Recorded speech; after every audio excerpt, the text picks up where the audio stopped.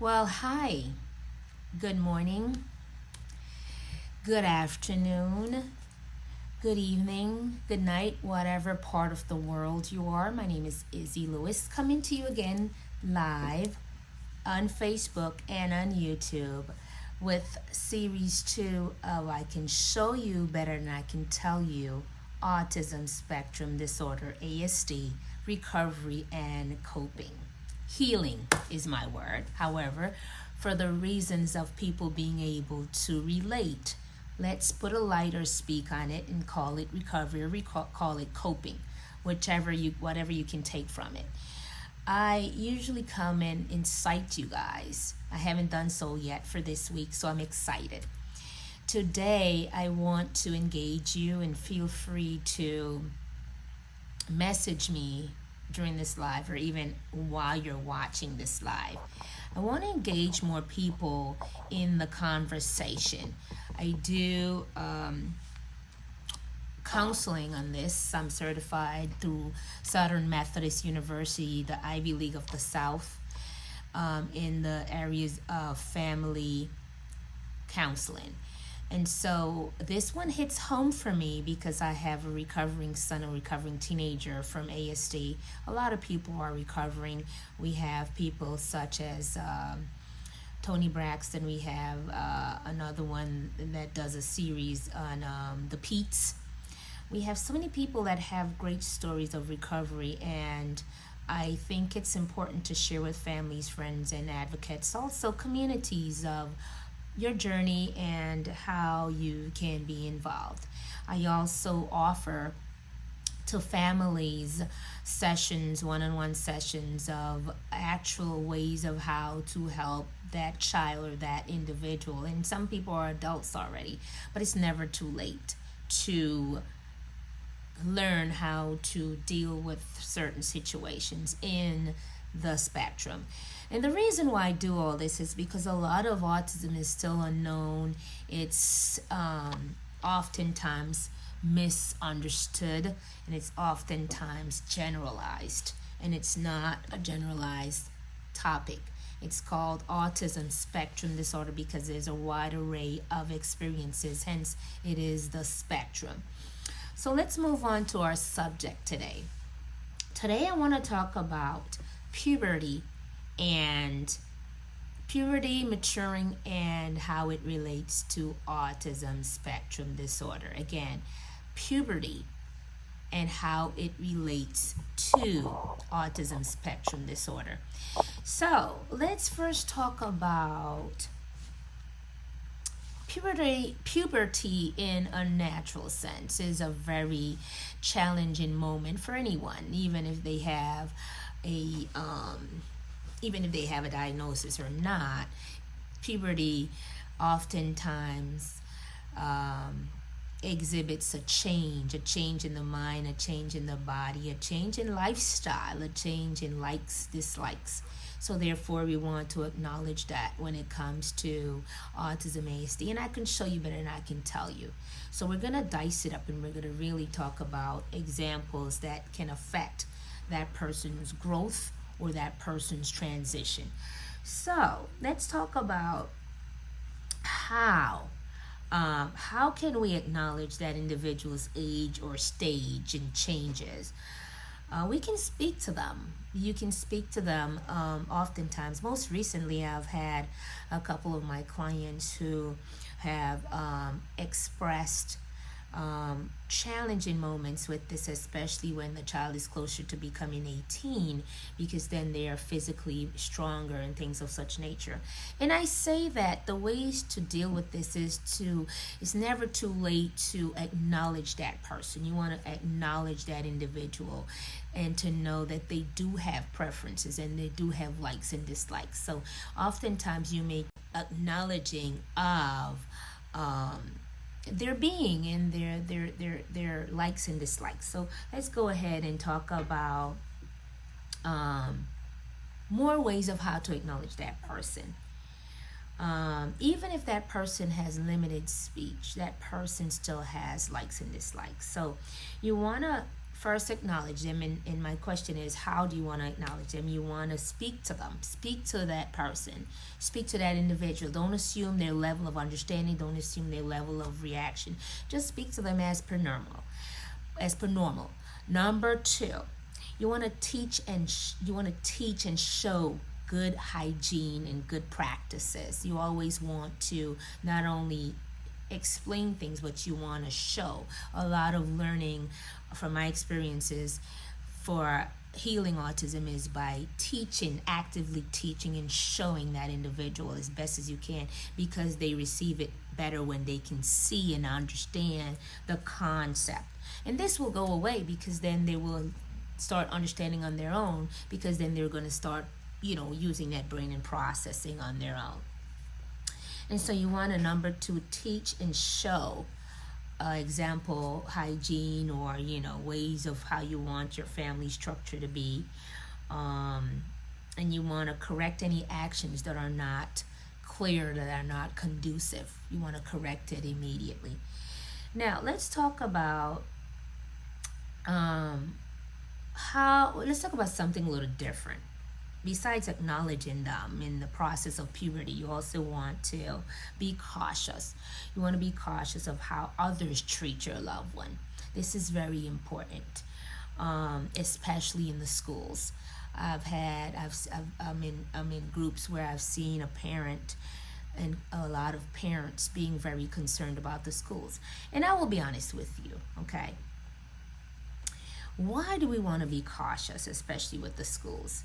Schools tend to have a babysitting approach to any kind of challenge, any kind of differences with our children. In other words, there are tons of paraprofessionals running around just kind of having a babysitting approach. And so oftentimes you will find yourself, you will have to be informing them of who your child is or who your loved one is, and how to better deal with the transition that person is going through. And you got to do it together as a team, and you have to make a team out of these people, make a team out of other people as well, that I will mention here in quite a bit. So school is number one. And why? It's because the school's approach is oftentimes more of a babysitting approach, a daycare approach. It's just because that's just how life is. The teachers are the ones that are qualified, and the paraprofessionals are the ones that are doing the actual one-on-one with the kiddos, or with the teenagers, or with the adults in the environment. So you want to be active in that, like I've said in some of my other videos. And you want to change the approach for your loved one. You can't change everything in the world, but you can change the approach, how people treat you or your loved one. And hence is the reason for these lives and these YouTube videos, because it's a different approach to healing, and we want to develop our own individual communication styles and team effort. Number two, in being cautious, okay? You want to also be cautious of how family and the people around your immediate environment treat your loved one. And this is a big one, because oftentimes family can break you or make you. And a lot of times in different communities, and I am not by any means discriminatory, but different families come from different backgrounds, and they operate differently based on traditional ways of communicating. But you also want to be an advocate for your child within your own family, because oftentimes family misunderstand the child or is in denial of that individual situation, therefore set higher expectations for them or instill fear in them because they do things a little differently. So you really, really, truly want to be careful of that. And you have to understand that in those situations, your own family or your own immediate environment can literally choke that person's growth. It can put a stop to a lot of great things that's looking to happen, just based upon the fear that is present, and the fear of the unknown, or the fear of the misunderstanding of the steps that needs to happen for that person's growth. Okay, so be very careful of that. And again, you can always meet us at www.thinknowsuccess.com, and also you can call us. I will put those phone numbers and information in the description below.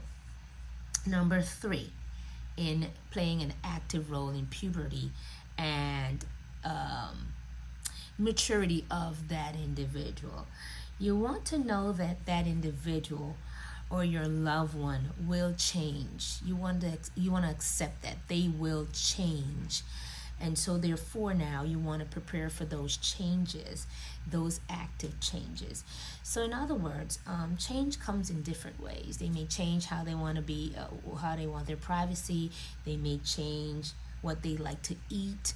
They may change how they want to dress. They may even change what they want to do. They may just want to sit around versus you want them to be active. They may want to go out more often with you. They may want to be in the community. They will change.